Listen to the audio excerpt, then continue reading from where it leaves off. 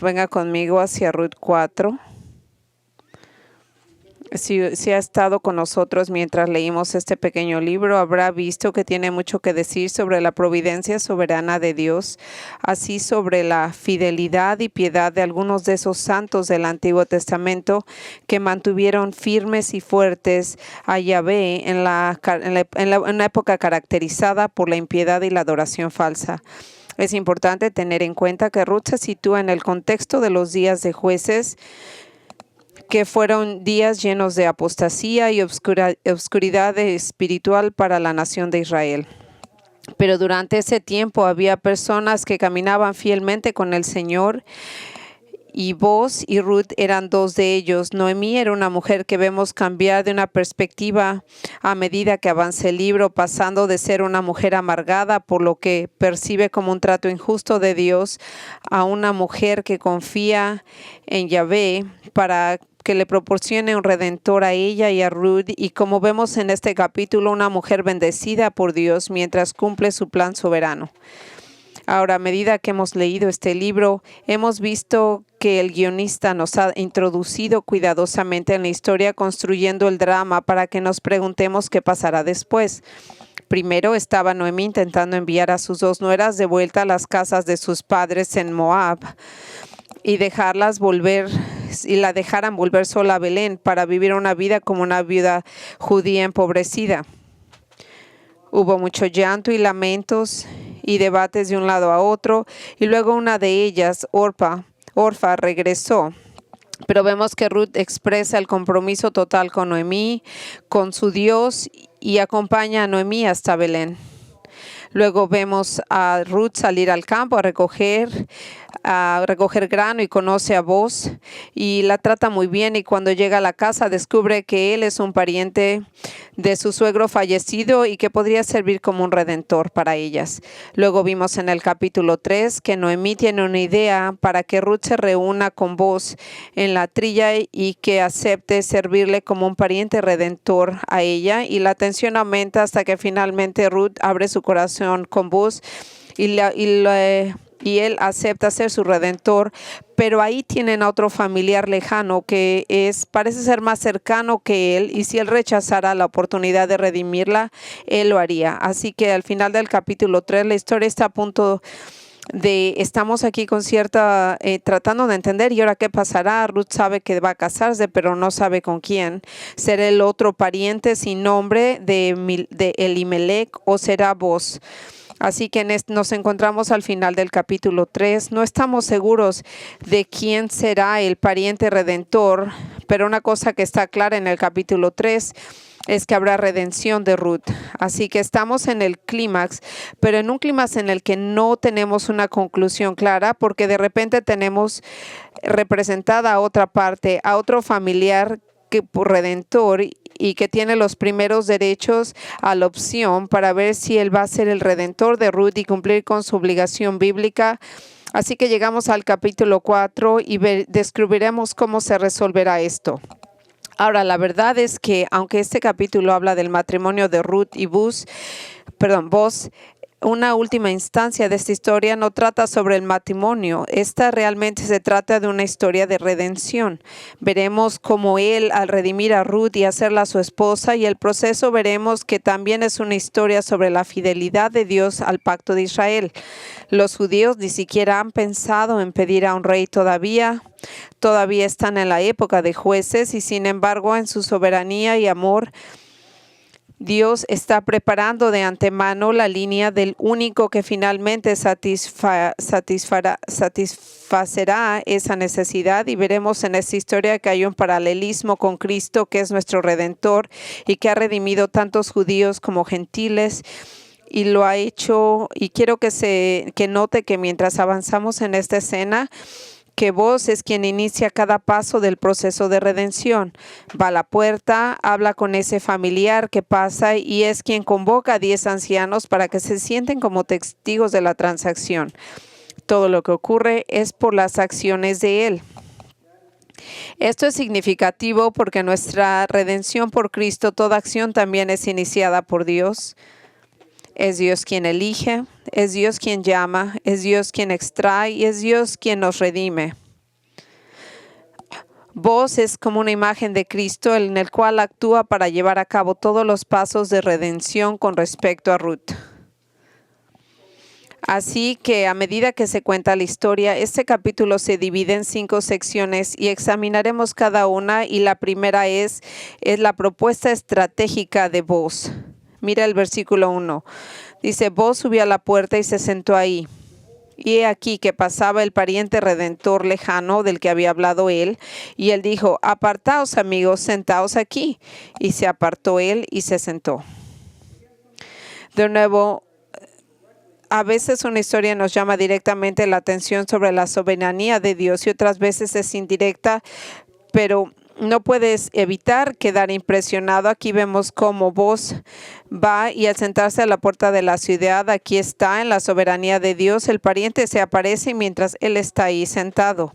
Ahora, la puerta de la ciudad era un punto focal de la actividad. En aquellos días, las ciudades tenían muros muy gruesos en los que se construían habitaciones en su interior.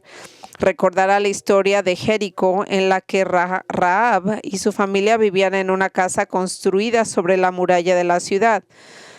Y una de las ventanas daba al exterior de la muralla, de modo que ella dejó bajar a los espías de ahí para escapar. Así que aunque las paredes eran muy gruesas, ahí había lugares donde se guardaban las provisiones y se ubicaban tiendas e incluso vivía la gente.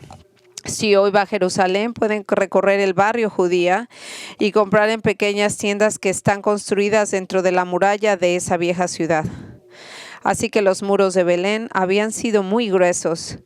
Habría espacio dentro de los muros fortificados para todo tipo de propósitos, y la zona por donde pasaba la puerta de la ciudad a través de la muralla era un centro comercial y judicial de la ciudad. Era un lugar donde se realizaba todo lo relacionado con asuntos comerciales y judiciales. Había pequeños nichos y pequeñas habitaciones construidas a los lados del pasadizo para que esas zonas pudieran usarse para llevar a cabo unos asuntos de negocios legales. De hecho, un estudioso de la Biblia comenta que la frase "ve ahí a la puerta" era un modismo hebreo para decir "vamos a la corte". Así que Boaz va a resolver este asunto legalmente. Así que la sociedad agraria, casi todo el mundo pasaría por la puerta para ir o venir de los campos fuera de las murallas de la ciudad. Y vemos que aquí Boaz probablemente sabía que ese pariente en particular pasaría por algún momento esta mañana dirigiéndose al campo. Así que habría sido lo primero de la mañana cuando todos iban a trabajar, porque Boaz no había esperado todo el día para ocuparse de este asunto. Además, le había dicho a Ruth en el capítulo 3:13 que él se encargaría del asunto por la mañana. Y él era un hombre de carácter y de palabras. Sabía que debía de resolverse. Si se hubiera esperado hasta el final del día, el familiar podía estar cansado y agotado de su trabajo y no tendría tiempo de lidiar con el asunto. Así que muy temprano por la mañana siguiente, él probablemente ni siquiera había llegado a la casa. Probablemente fue directamente y fue a la puerta de este lugar. Tenía que llegar muy temprano, y ya que vemos cómo se establece el contacto entre Boaz y ese familiar, de detenerse y sentarse. Aquí es donde el autor saca un truco interesante al lector. Fíjese que el familiar no tiene nombre. En mi Biblia se refiere a él como un hombre, pero muchas otras versiones se refieren a él como amigo. Sin embargo, esta no es la palabra hebrea para amigo. Es un término que está inventado que causa algunas dificultades para los traductores desde el siglo IV. Es una rima de 2 palabras. En griego dice peloni almoni. Es un juego de palabras creado artificialmente en el cual 2 palabras que no tiene nada que ver una con otra, son rimadas sin relación alguna y sin sentido para producir un nuevo término. Aquí tenemos estas cosas aquí en inglés. Aquí tienen uno que dicen en inglés heebie-jeebies, que es como cosa, me da cosa. Esos términos se usan con 2 palabras para referirse a lugares o cosas especiales. Aquí vemos que en este lugar, se refieren en este asunto queremos referirle a una persona desconocida, de tal modo que usarían aquí el término un fulano de tal. Aquí tenemos un caso en el que el guionista no nos da el nombre de este hombre y es imposible determinar cuál sería su nombre. Quizá la mejor forma de entender lo que en inglés sería es un fulano de tal. A lo largo de los años había todo tipo de sugerencias, pero no hay una respuesta clara. Un comentarista sugirió que simplemente lo traduzcamos como, hey tú, ven aquí, siéntate. Probablemente es la traducción mejor que podemos tener. Ahora, la verdadera pregunta es ¿por qué hizo el escritor esto? Bueno, dado a que la palabra está inspirada por Dios, sabemos que Dios tenía un propósito al tratar de omitir el nombre de Él. El efecto es obvio, es disminuir nuestro respeto hacia Él. Desde luego no dice que nada abiertamente negativo sobre Él, tal como Orfa, que contrasta con Ruth en el capítulo 1. Ese tipo contrasta con Boaz. Puede ser un pariente redentor, pero muy pronto será desechado al montón de irrelevancia en cuanto al tema de este libro, que es la preservación de Dios y de la línea de David y su gracia redentora sobre los gentiles. Pero este tipo se queda sin nombre, porque al fin y al cabo un hombre que se negó a mencionar como la herencia que negó a mencionar la herencia de un pariente fallecido no tiene un nombre en esta historia. Así que cualquiera que sea el significado, vemos cómo él viene y le dice, ven y siéntate. En el versículo 2 dice que tomó a 10 hombres ancianos de la ciudad y le dijo, siéntate aquí.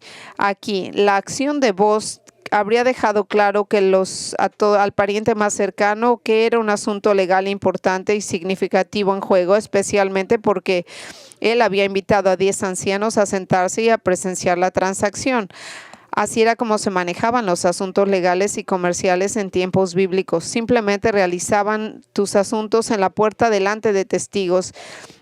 No existía ningún registro escrito, una firma oficial de documentos, ni presentación en las oficinas de gobierno local.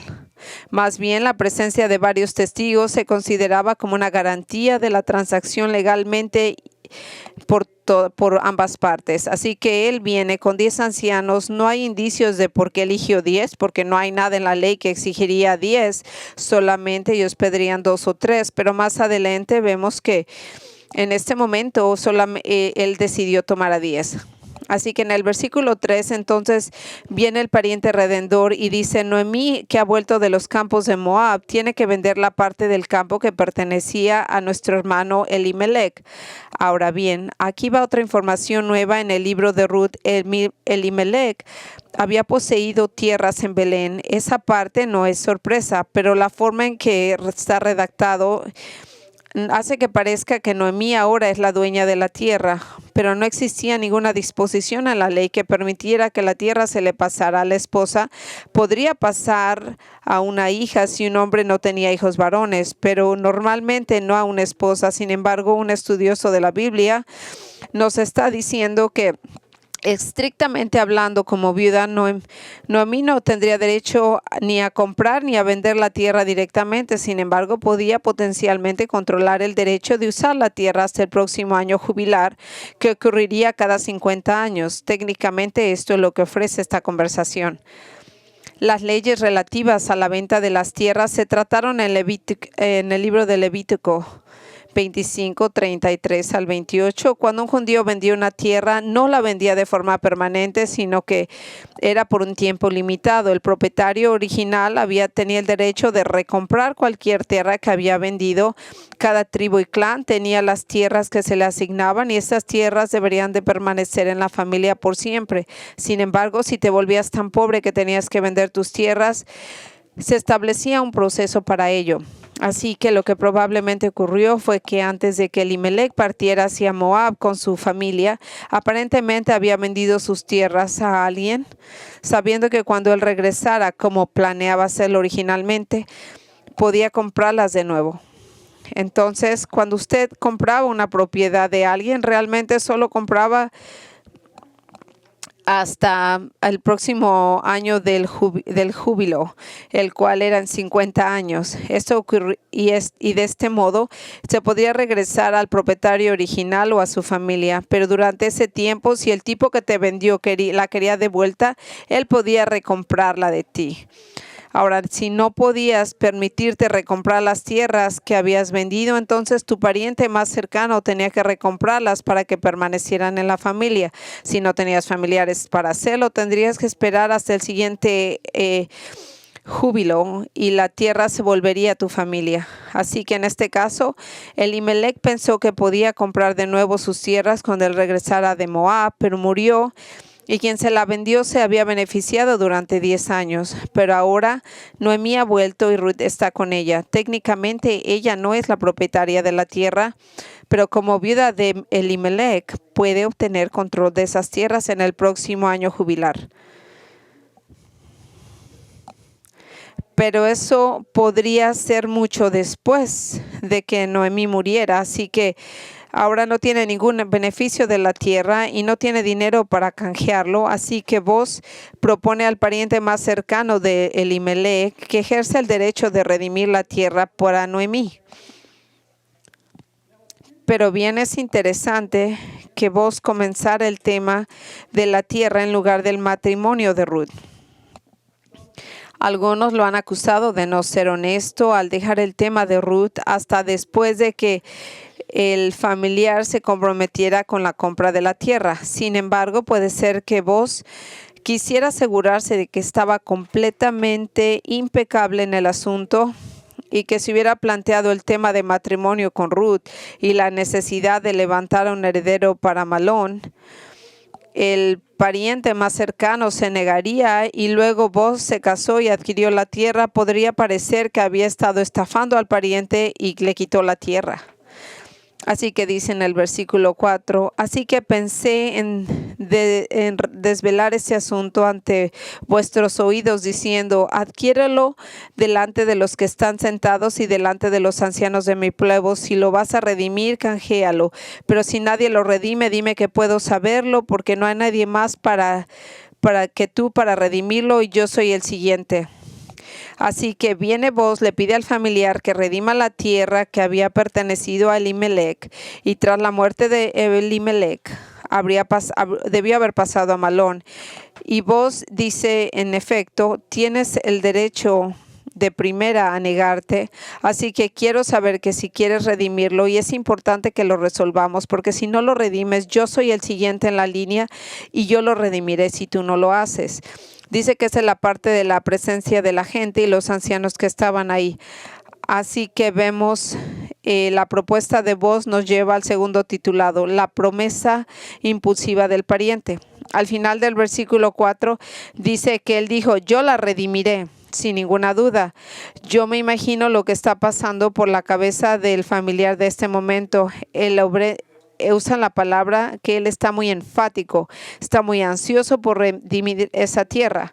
Verá, normalmente el pariente redentor que redimía la tierra tenía que usarla hasta que le devolvieran el dinero o hasta el año de júbilo, y cuando volvía el propietario original o a sus herederos. Sin embargo, Elimelech está muerto, sus dos hijos que serían los herederos, también están muertos y no tuvieron herederos. Incluso puede que se diera cuenta que Noemí era una viuda de Elimelech y entonces se tendría que haber casado con ella, pensando él, y ella no va a tener hijos, o sea que yo me vuelvo a quedar con la tierra. Así que dice él, si redimo esta tierra, me pertenecerá por hoy y por siempre. Y sí, le costaría un poco de dinero al principio, pero en la perspectiva a largo plazo, los beneficios de acuerdo a esto serían mejores. Pero entonces Boz lanza el resto de su propuesta estratégica sobre este hombre y es una gran sorpresa en el versículo 5. Entonces Boz le dijo, el día que tú adquieras este campo de la mano de Noemí, también habrías de adquirir a Ruth, la moabita, viuda del que ha muerto, para levantar el nombre de él que ha fallecido en nombre de su herencia. Y esto nos lleva al nuevo tema del matrimonio levirato que se discute en Deuteronomio 25. Básicamente, el requisito era que el pariente redentor debía casarse con la esposa viuda del pariente fallecido. El primer hijo nacido de esa relación se considera como el hijo del pariente fallecido y toda la herencia del hombre fallecido pasa al hijo a este hijo del hombre. Y esto garantizaba que la propiedad permanecería en la línea familiar. Nos cuenta un poco cómo están identificando nuestra cultura. Es un poco difícil, pero eso es lo que pasaba en esa región de Israel. Entonces, asegúrese de fijarse cómo Boaz describió a Ruth. Se refería como ella al Ruth la Moabita. No cabe duda de que aunque Boaz le da al familiar toda la información que necesita para tomar una decisión, también está jugando con los prejuicios étnicos que podían haber existido en este familiar. Como ya hemos visto, los moabitas eran menospreciados por muchos en Israel porque era un pueblo maldito. Su nación había surgido de la inmoralidad incestuosa y como grupo de personas eran conocidos por su historia de inmoralidad y adoraban a dioses falsos. Mucha gente de Israel menospreciaba al hombre que se casaría con una mujer moabita. Así que Boaz se aseguró de mencionarle este detalle al familiar. Y de repente, este pariente cambia de opinión. Mira el versículo 6. Entonces el pariente redentor dijo: no puedo redimirlo para mí, no sea que arruine mi propia herencia. Redime mi derecho a la herencia para ti, porque yo no puedo redimirlo. Escuche lo que dice Ian Duguid acerca de esto. El señor fulano de tal se retira del trato más rápido que un hombre enfrentando a una serpiente cascabel enrollada, lo que en un momento parecería como un negocio inmobiliario que no puedes negar. Cuidar de la anciana a cambio del beneficio de un campo a largo plazo y de repente una pesadilla. Ahora, este tipo es muy claro aquí. 2 veces en ese verso enfatiza: no puedo redimirlo. Y estas palabras contrastan firmemente con Boaz. A lo largo de toda la historia, Boaz siempre ha hecho lo que era mejor para Noemí y para Ruth. Pero este tipo solo interesa lo que le beneficia a sí mismo y se asegura decir que no solo cuestiona que no está dispuesto a hacerlo, pero que esto podría arruinar su propia herencia. ¿Y de qué está hablando? Bueno, lo que está diciendo es de que una vez que consideró lo que le costaría el comprar la tierra, luego de cuidar de Noemí y además del costo económico y social de casarse con Ruth y mantener todos los hijos que tuviera con ella, decidió que desearía demasiado desgaste de recursos financieros y podrían poner en peligro hasta su propia herencia. Además, invertiría todo tipo de dinero y esfuerzo para producir cosechas en el campo, pero cuando el hijo de Ruth creciera, todo sería para él. Y el hombre perdería todo lo que había invertido. Este hombre no estaba ni siquiera interesado en la tierra. Así que este fulanito de tal solo estaba interesado en un ministerio en el ministerio para una pobre viuda de su pariente fallecido, si había algún pago para él y su familia. Así que, como vemos, Boaz tiene una propuesta estratégica y ahora viene aquí la compra completada. Así que usted ve, cuando se realizaba un rescate de propiedad, tenía que haber una transacción legal que pudiera atestiguar la redención, el intercambio de la tierra. Es lo mismo que pasa hoy en nuestros días cuando alguien transfiere una propiedad de una persona a otra.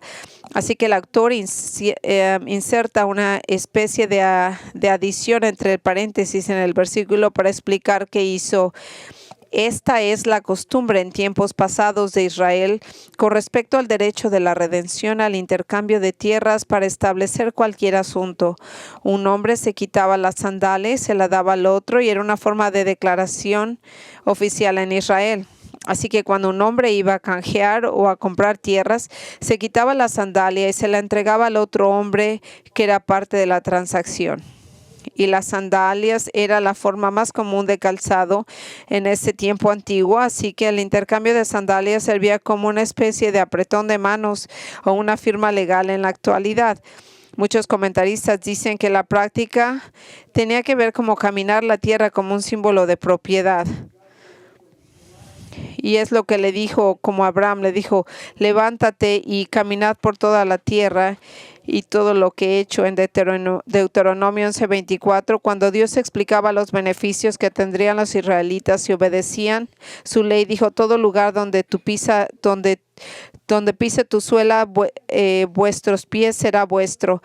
Así que este es un modo en el que le está diciendo de un modo sutil, aquí está, te estoy dando de un modo legal para que esta propiedad sea tuya. Así que entonces vemos aquí, el Redentor le dijo, quédate esto para ti, y se quitó la sandalia, se la da a él, y la transacción es oficial y confirmada. En efecto, dice, puedes tener mi derecho a esa tierra, y esto simbólicamente te da el derecho de caminar sobre ella como propietario legal. Así que al pasar su sandalia a él, está cediendo su derecho de tomar la posesión de la tierra, y así el Señor, fulanito de tal, desaparece de la escena para no volver a ser visto ni oído, para no ser conocido como el hombre sin nombre que negó el contrato porque no le beneficiaba. Entonces viene aquí Boaz, habla de nuevo en el versículo 9 y dice, ustedes entonces dijo a los ancianos y a todo el pueblo, hoy han sido testigos de que ha adquirido todo lo que le pertenecía a Elimelech y todo lo que le pertenecía a Chilón y a Malón de la mano de Noemí.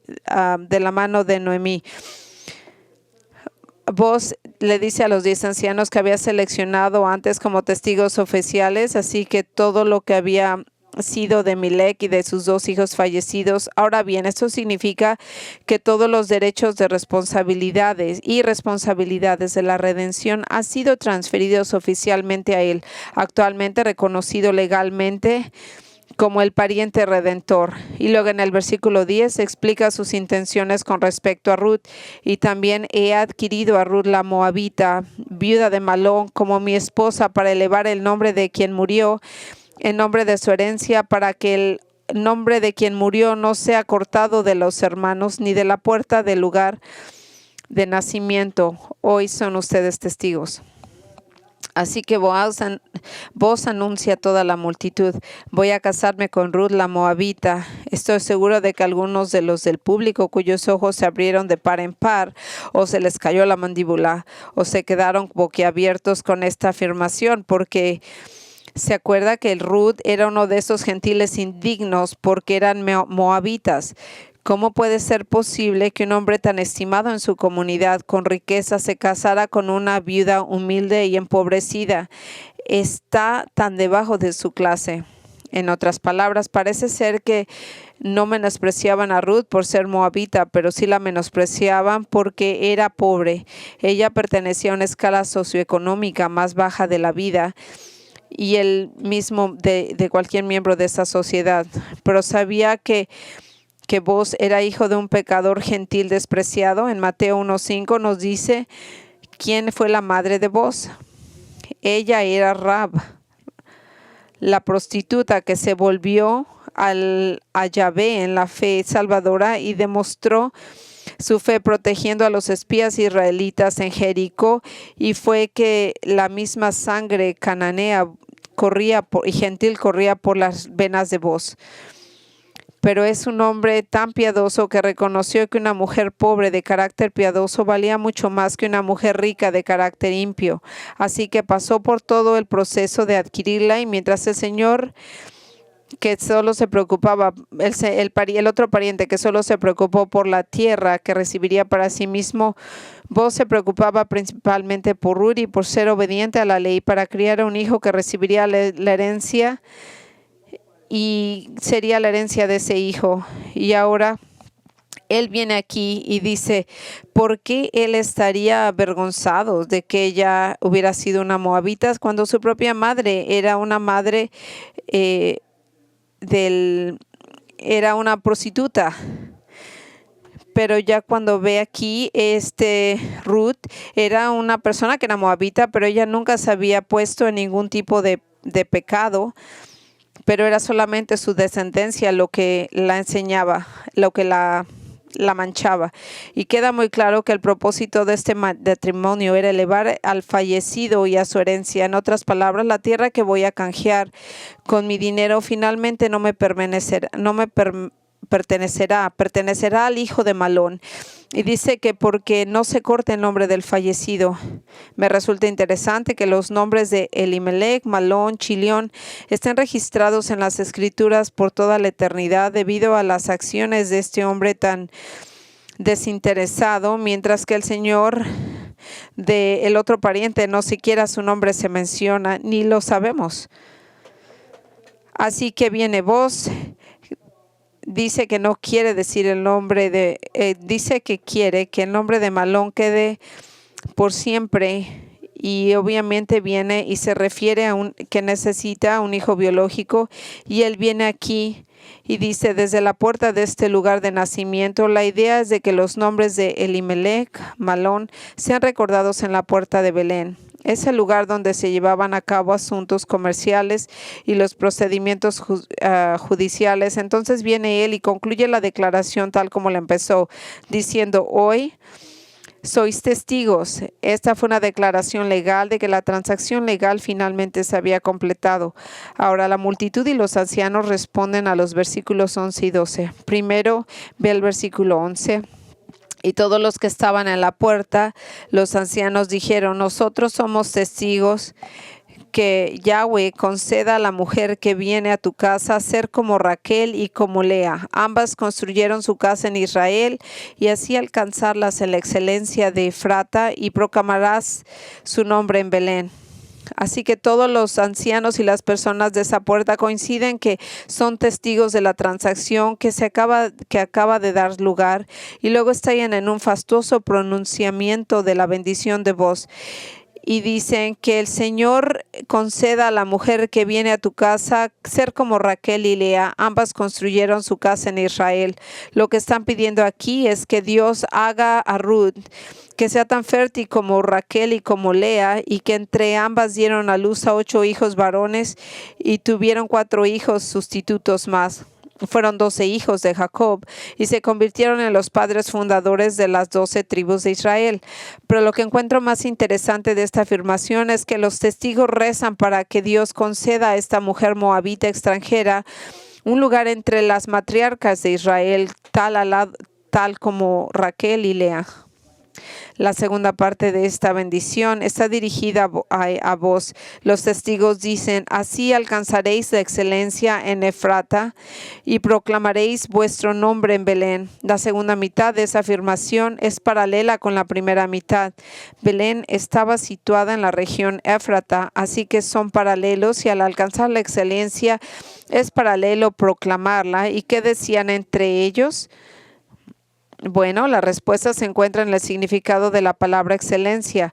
No es fácil como podría pensar, porque hay diferentes significados, y cuando vemos en diferentes traducciones y versiones modernas, algunas dicen hacer riqueza, algunas otras la traducen como ser honorable o actuar con dignidad.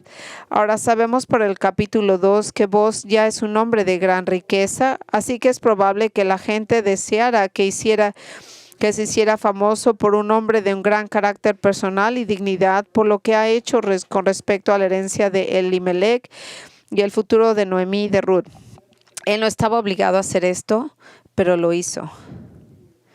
Si no lo hubiera hecho, seguiría siendo un hombre rico en Belén, pero al actuar como lo hizo y redimir a aquellos que tuvo que redimir, se hizo conocido como un hombre de un enorme valor y noble carácter. El segundo es que desean que proclamen su nombre en Belén. Fíjense el contraste aquí. Es como si dijeran: encontraste a fulanito de tal, cual nombre nunca será proclamado, que tu nombre sea proclamado en Belén. Así que vemos como el nombre de Boaz es paralelo con nuestro Redentor. Dios no tenía que redimir a ninguno de nosotros. No está obligado a hacerlo, pero por su gran amor por el que nos amó, Cristo nos redimió y nos hizo nos redimió. Digno es el Cordero que fue asesinado para recibir poder, riquezas y sabiduría, fuerza, honor y gloria y bendición.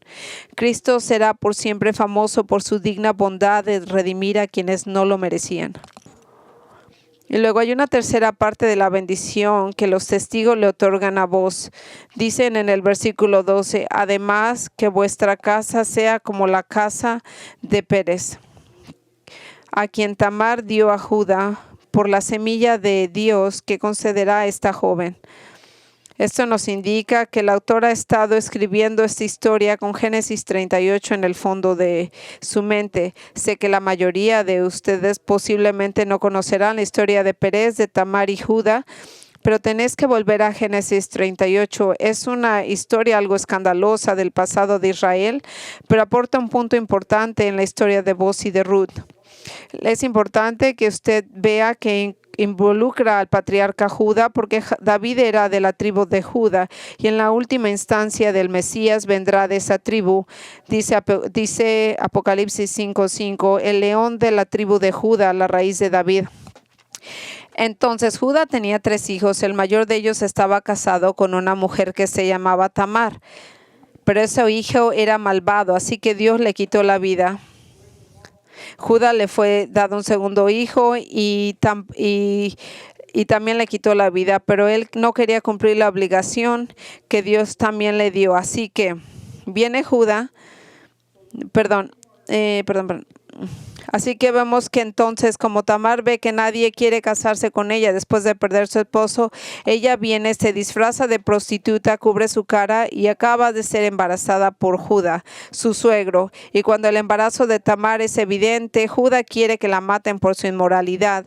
Pero cuando ella presenta pruebas de que él fue el que la embarazó, él reconoce que a pesar de sus engañosos actos, ella actuó en obediencia y la ley del matrimonio levirato para continuar la herencia de su difunto marido, por lo que su vida es perdonada. Y la historia continúa diciendo que tuvo gemelos y el primogénito de los dos fue Pérez. Y muchos años después los descendientes de Pérez acabaron estableciéndose en Belén. Así que el pueblo de Belén eran descendientes de Pérez y Boaz era descendiente de él. Así que cuando la gente de Belén tiene un versículo, queremos que sea bendecido como Pérez. Eso quiere decir que es algo que no esperaba usted, pero el nacimiento de él fue una ilustración de la descendencia que surgió a través de matrimonios del levirantes. Es como lo que va a pasar con Boaz y Ruth. Así que Boaz ha completado la compra y el derecho de redimir las tierras de Elimelech y casarse con Ruth. Y eso nos lleva a la historia del versículo 13 y 17 y nos habla de la provisión de redención de Dios. Empezando en el versículo 13 dice, Boaz llevó a Ruth y ella se convirtió en su esposa y él fue hacia ella y Dios le concedió la concepción y ella dio a luz a un hijo. Aquí tenemos un salto de tiempo interesante porque hay solamente 15 palabras hebreas que nos dicen, que nos relatan lo que pasaron en 9 meses de tiempo. No nos dan detalles sobre la ceremonia de la boda ni cuánto tiempo transcurrió entre el matrimonio y el nacimiento de su hijo. Pero hay un par de cosas notables en este versículo. En primer lugar, es que se convirtió en su esposa. De hecho, completa la evolución social de Ruth que ha tenido desde el libro. Ha pasado de ser extranjera, de ser inferior, una esclava inferior, de una sirvienta, a ser una esposa. Esta es una imagen de la gracia asombrosa. Quien reconoce su bajo patrimonio de la vida y se convierte en la novia de un hombre rico y muy estimado en Belén. La frase Dios concedió su concepción es una comparación que aparentemente con su matrimonio a Malón. Aparentemente Ruth no había podido concebir durante su primer matrimonio, pero ahora al hacerlo y dar luz a un hijo, un heredero que continúa con la familia, nos damos cuenta una vez más a lo largo de este libro que cada detalle nos enseña la soberanía de Dios. Cada detalle ha sido determinado Nosotros no estamos seguros por cuánto tiempo Ruth estuvo casada con Malón. No sabemos por qué no pudo tener hijos con él. Pero aquí Dios, por su gracia, le permite concebir y dar a luz a un hijo. Ahora, a partir del versículo 14, Ruth desaparece de la historia, salvo por una referencia sin nombre, en el cual es una recomendación acerca de ella. Y Noemí, en el versículo 15, se vuelve una figura central de la historia. Y esto es apropiado porque aunque en la historia sea titulada el libro de Ruth, podía haber sido titulado el libro de Noemí. Porque su historia también. Ella era una judía desobediente que vivía en una tierra extranjera, que tuvo un parto con Dios y que tenía al pueblo, y que cuando regresó a la tierra, cuando estaba amargada hacia Dios porque sentía que la había maltratado, pero en su plan que vos redimiera a Ruth, que Ruth la llevó todo con éxito, regresa historia en la cual podría ser el libro de Noemí. Y no es muy diferente a lo de Naomi, aunque lo leemos al principio, aunque no leemos ninguna de las palabras de Noemí, es claro que reconoce que esta mujer cuya vida fue vaciada por Dios ahora está experimentando un gran que está llena. Mire los versículos 14 y 15. Esta escena es de un grupo de mujeres de Belén reunidas con Noemí fuera de las habitaciones en la que Ruth estaba dando a luz a su hijo. Estas todas juntas esperando escuchar el primer llanto de ese bebé. Entonces traen a este bebé a conocer a su abuela por la primera vez, y mientras todas las amigas de Belén estén redimidas a su alrededor. Y vemos en el versículo 14 que dice: bendito sea Dios que no nos ha dejado sin un pariente redentor, y que su nombre sea proclamado en Israel. Fíjese que de repente, como vos ya no es el redentor, sino que este bebé se convierte, este recién nacido se convierte en la clave principal. No están usando el término como un sentido técnico y legal de lo que pasará, sino más bien como este niño que va a continuar con la familia. Y Naomi, ahora su hijo Malach, la descendencia del hijo de Naomi que falleció, ahora tiene descendencia. Y esta mujer alaba al Señor por proveer a alguien, a un redentor. Él reconoce que Él es soberano, que ha enseñado su bondad hacia ella. Y las damas añaden: y que su nombre sea proclamado en Israel. Y se refieren al bebé, especialmente por la conexión con la que siguen en el versículo 16, porque ellos rezan que el nombre de este niño va a ser proclamado en Israel y que va a ser conocido por todo Israel. Y ahora fíjese la comparación aquí. Al final del versículo 11, los testigos y la multitud deseaban que el nombre de Boz fuera proclamado en Belén. Pero aquí ven el versículo 14, estas mujeres desean que el nombre del hijo sea proclamado, el nombre del bebé, el recién nacido, sea proclamado en Israel. Alaban al Dios y piden que este niño haga más famoso que su padre. Pocos sabían cuando ellos dijeron esto que este pequeño bebé crecería a ser el abuelo del rey más grande de Israel. Y luego en el versículo 15 oran: ojalá para ti también sea restaurador de tu alma y sostenedor de tu vejez. Esta es una afirmación interesante porque Noemí estaba amargada con la vida, pero ahora las mujeres rezan para que este pequeño recupere el alma de ella, la restaure. Desean que Él sea quien restaure la esperanza y el espíritu de Noemí, y la extensión de un sostenedor de su vejez se traduce literalmente como un proveedor para tus canas. Y entonces las mujeres añaden un elogio a Ruth. Al final del versículo 15 dicen: porque tu nuera que te ama es mejor que 7 hijos que le han dado, es mejor que 7 hijos que han dado a luz otras personas. Este es un testimonio para Ruth. No dicen que Ruth es mejor que tener 7 hijos, y esto nos demuestra cómo se completa el plan del Señor. Los israelitas tenían una mujer que tenía 7 hijos, y tenían el número perfecto. Y estas mujeres dicen, esta nuera es mejor para ti que 7 hijos. Te quiere y te ha sido fiel y ahora ha dado a luz a un bebé, el cual será tu descendencia. Y entonces Noemí tomó el niño, lo puso sobre su pecho y se convirtió en nodriza. Esto no significa que Noemí se convirtiera en un sentido la mamá que cuidaría al niño completamente. Simplemente significa que Noemí se convirtió en la abuela cariñosa de este niño, ayudándole a cuidarle. Esta misma palabra se usa en el libro de Esther para referirse a alguien que se levantó y cuidó de un bebé. Pero entonces vamos aquí viendo cómo la vida de Noemí está completamente transformada. Y cuando ella dijo, yo salí llena y el Señor me ha hecho volver vacía. Pero a lo largo de la historia, el escritor introduce pequeños detalles para mostrar que Yahweh le está cuidando para que no estuviera vacía. Al principio tenía los brazos llenos de suficiente grano para comer. Ahora sus brazos están llenos de su nieto, que es el redentor de la herencia de su hijo fallecido. Dios se ha convertido a Noemí de una mujer vacía y amargada a una mujer cuya vida ha sido verdaderamente bendecida y llena por Dios.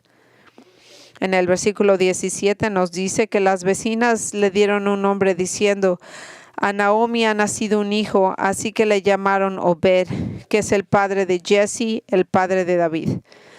La narrativa llega a una conclusión adecuada con el nombre de un hijo nacido por Ruth. Sin embargo, es bastante extraordinario por un par de razones. Primero, este es el único lugar en el Antiguo Testamento donde dice que las mujeres, excepto que la madre, estaban presentes en el nombramiento del niño. Esta afirmación no significa que ni Ruth ni Boaz tuvieran una elección acerca del nombre del niño, tal como la idea es absurda. Las mujeres afirmaban que el nombre de su madre o su padre que le dieron al niño era un nombre que las mujeres estaban como coreando, representando a la comunidad, celebrando el nacimiento y declarando el significado de ese nombre. Fíjese lo que se han dicho acerca de esas vecinas. Dicen que ha nacido un hijo de Noemí. Noemí no dio luz a un hijo, pero para el pueblo de Belén esta es la provisión de Dios tanto para Noemí como para Ruth. Noemí necesitaba que naciera un hijo para continuar la herencia de su hijo fallecido, así que él es en cierto sentido un hijo igual para ella igual que lo es para Ruth. El nombre que le da es el nombre de Obed. Esto significa sirviente o quien sirve, y no menos de 12 personas más en el Antiguo Testamento tenían una forma de este nombre. Como hemos visto, Obadías, el profeta, que escribió el pequeño libro que lleva su nombre.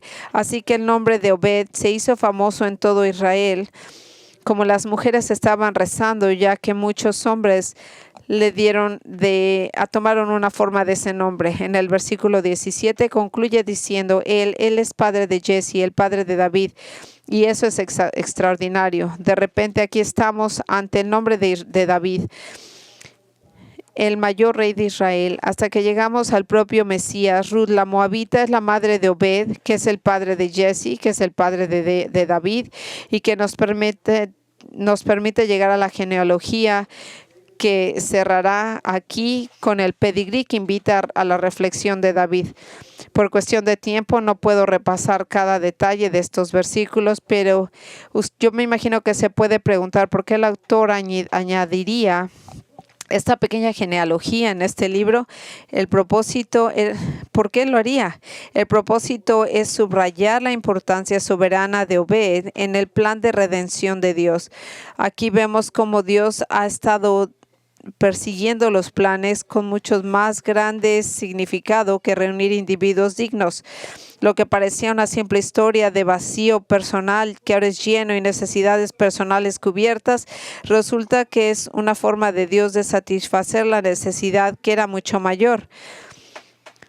Estas eran unas generaciones todavía más grandes de Perez, que era una nueva generación como esa misma. Era como el hijo de Judá con Tamar. Asimismo era la genealogía que se remota a Judá, porque dice que nuestro Mesías tiene que venir de la tribu de Judá. Por lo cual, cuando nosotros hacemos esta conexión con la línea de Judá y nos lleva hacia el Mesías. Si usted va al Nuevo Testamento y mientras ve la genealogía en Mateo 1, verá la conexión ahí, pero recuerde, el autor no escribe para personas del Nuevo Testamento, escribe para la gente del Antiguo Testamento, y este es el único lugar donde podrán restablecer la conexión, llenar ese vacío entre Judá y David. Así que cuando llegan a Génesis 49:10, en el cual dice: el cetro no se aparta de Judá, ni el bastón del gobernante entre sus pies, hasta que venga a Shiloh, es decir, el Mesías, y él será la obediencia de los pueblos. En el segundo de Samuel dice que Dios prometió a David que el Mesías vendría de su linaje. En lugar de confundirse sobre si estaban conectados los dos, podría entonces mirar a los versículos de cómo Ruth 4 se conecta con la línea de David. Y obtenemos una imagen de la mano soberana de Dios. Lo que parecerían eventos aleatorios, a veces de carácter y naturaleza trágicos y frustrantes, fueron en realidad la obra de Dios soberano y misericordioso en el cumplimiento de su programa. No hubo errores, no hubo equivocaciones. Todo formaba parte del plan de Dios para lograr la continuación de la línea de David. Así que, como lo vemos en el libro de Mateo, encuentra cómo Ruth, como es una de las 3 mujeres nombradas en la línea genealógica del Mesías. Así que, como venimos a concluir para celebrar la última cena, los maestros bíblicos por muchos años están diciendo que vos funciona como una especie de Cristo. ¿Cómo es eso? ¿Cómo podemos decir eso? ¿Cómo podemos decir que vos, al actuar como un pariente redentor, nos proporciona un tipo de validez y comparación con Jesucristo? Bueno, aquí hay varias maneras. Un pariente redentor debería de ser pariente, debería de ser alguien que podía redimir. Vos era un pariente de Elimelech y por lo tanto cumplía ese requisito. En las Escrituras nos dice que Dios tomó carne humana y se hizo hombre para poder ser nuestro pariente redentor. En Hebreos 2:17 nos dice: por eso Él tuvo que ser hecho como sus hermanos por todas las cosas, para que pudiera hacerse un sumo sacerdote misericordioso y fiel a las cosas que pertenecen a Dios. Así, hacer la apropiación de los pecados del pueblo, se convirtió en nuestro pariente para redimirnos. En segundo lugar, un pariente redentor tenía que poder pagar el precio de la redención.